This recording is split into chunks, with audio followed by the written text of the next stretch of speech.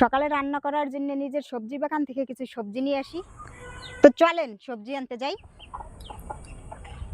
এই দেখুন, এই একটা চাল কুমড়ো হয়েছে, কত সুন্দর চাল কুমড়োটা।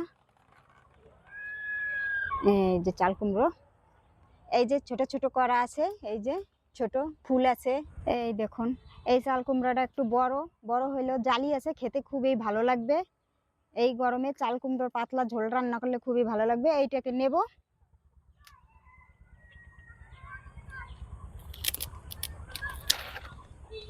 কত সুন্দর চাল কুমড়া। চলেন এটাকে এখন রান্না করি, আপনারা সবাই সঙ্গে থাকুন। চাল কুমড়োটা কেটে নেব।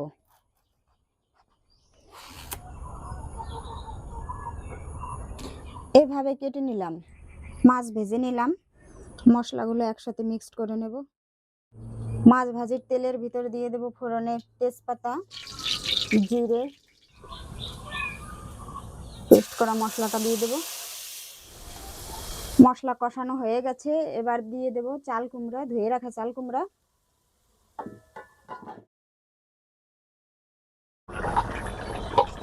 এবারে দিয়ে দেব ভাজা মাছ।